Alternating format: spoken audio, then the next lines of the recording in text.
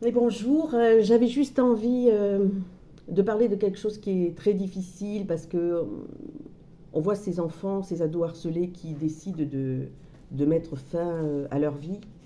J'ai à la fois des parents dans mon cabinet qui sont un peu, qui ont des difficultés à gérer leurs ados ou leurs pré-ados même. J'ai aussi des adultes qui se trimballent des fardeaux depuis l'enfance, des choses qui ne se pardonnent pas. Alors j'avais envie de dire plusieurs choses. D'abord, bien sûr, toute mon empathie et ma compassion aux parents qui perdent leur enfant, quelles que soient les conditions dans lesquelles on perd ses enfants. Euh, je voulais vous dire aux adultes qui se reprochent des choses qu'ils ont fait enfant, qu'ils ne sont coupables de rien et responsables de rien, parce que quand on est enfant, on est sous la responsabilité des adultes. Donc si on fait des bêtises, c'est qu'on n'a pas été surveillé, donc on n'a pas à s'en vouloir toute la vie et à essayer de compenser, d'être après un adulte absolument formidable, qui ne fait aucune erreur et qui attend qu'on lui dise qu'il est quelqu'un de bien, parce qu'il est profondément convaincu de ne pas être quelqu'un de bien. Et ensuite, je voulais dire aux parents qui ont des difficultés avec leurs ados et leurs pré-ados qu'effectivement, ce sont les parents qui sont responsables de l'éducation, que c'est plus facile de dire oui que de dire non. Voilà. Donc mettre des règles, mettre des barrières, c'est important. S'il arrive quelque chose après à son enfant, on en est responsable. Donc on ne doit pas laisser sortir un enfant le soir tard, euh, à 12, 13, 14, 15 ans, 16 ans même, sans savoir où il est, ni avec qui, ni etc. Euh, on doit essayer vraiment de connaître son entourage. Et pour ça, je ne vais pas m'attarder, hein, mais euh, pour ça, je pense qu'il faut absolument faire attention au téléphone. Je pense que les repas de famille, ça doit se faire en famille et on pose les téléphones, on les éteint et on converse avec ses enfants, on échange pour essayer de savoir ce qu'ils font, euh, où ils sont, pour que l'enfant petit à petit ou l'ado se lâche et raconte un peu ce qui lui arrive, etc. Sinon, il n'y a plus du tout de communication. Et là, on le perd de vue. On le perd de vue, on ne sait plus qui il voit, ce qu'il fait, il se referme sur son téléphone, sur ses applis, sur son PC. Donc, posez ces téléphones, mais vous aussi, adultes, quoi, déconnectez-vous de ça, essayez de revenir à la vie réelle, un moment partagé en famille, c'est important. Et les repas particulièrement.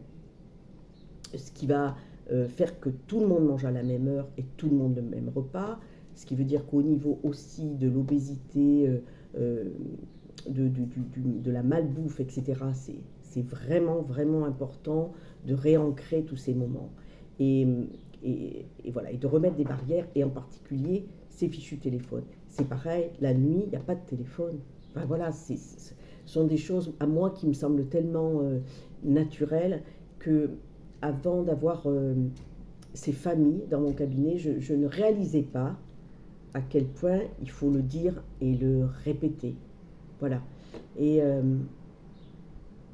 si on ne sait pas ce que son enfant fait sur son téléphone et qu'il est tout le temps là-dessus, on ne sait pas avec qui il est, comment voulez-vous savoir s'il est en train de harceler quelqu'un? Enfin, vous voyez, c'est jusqu'où ça peut aller. Alors plus on est proche de son enfant, de son ado, quitte à contrarier, mais de montrer qu'on est le parent, c'est notre rôle, euh, mieux c'est. Bon, je vais vous donner un exemple. Moi, mes filles sont adultes et bien adultes depuis longtemps, mais ce que j'ai pu faire comme kilomètre, parce que j'avais ma deuxième fille qui faisait de la musique et qui avait créé un groupe avec des copains, et donc ils faisaient des concerts un peu partout, mais on était soit un autre papa, soit moi, à les emmener, avec, ça veut dire les instruments de musique, avec les autres gamins dans la voiture, le concert, revenir, c'est-à-dire savoir ce qu'ils font, avec qui ils sont, s'il y a de l'alcool, s'il y a de la drogue, être là, voilà, toujours un parent qui valide. Et on se tape des kilomètres et des kilomètres en voiture, on va les chercher dans la montagne, on revient, on repart, mais tant pis, enfin, je veux dire, tant pis, tant mieux, voilà, tant pis, tant mieux. Et surtout, rappelez-vous bien, ça c'était une infirmière du collège qui avait dit à ma fille, toujours la seconde, parce qu'elle était un petit peu plus compliquée que l'aînée, parce qu'elle disait que je disais beaucoup non, et c'était elle qui avait dit, mais tu sais, c'est beaucoup plus facile de dire oui, oui d'accord, oui d'accord, oui d'accord, sans se poser de questions, que de dire non, parce qu'on va face à une altercation. Et c'est vrai que moi je disais souvent non, mais on n'a pas à se justifier non plus en tant que parent, on n'a pas à négocier. Voilà, on, on disait en riant avec le papa de mes filles qu'on était plutôt... euh, on n'était pas une démocratie, quoi. Voilà, c'était nous les patrons. Voilà, c'était nous qui décidions ensemble. Et la dernière chose que je peux vous conseiller aussi, euh, l'avant-dernière, c'est de faire front ensemble. Vous êtes bien les parents. Et donc, même si vous n'êtes pas d'accord, vous vous le dites à part, mais pas devant le jeune, devant l'enfant. Il faut faire front. Il y en a pas un qui dit oui, l'autre qui dit non, sinon alors là il va s'engouffrer dans la brèche, il va voir le vide, et puis alors là c'est bon, vous allez exploser en vol. Et puis la dernière chose, si ça va pas, ben, allez consulter. Voilà, ça c'est important aussi, mais surtout tenez les rênes. Voilà, c'est vous les boss. Et ça ira très bien comme ça.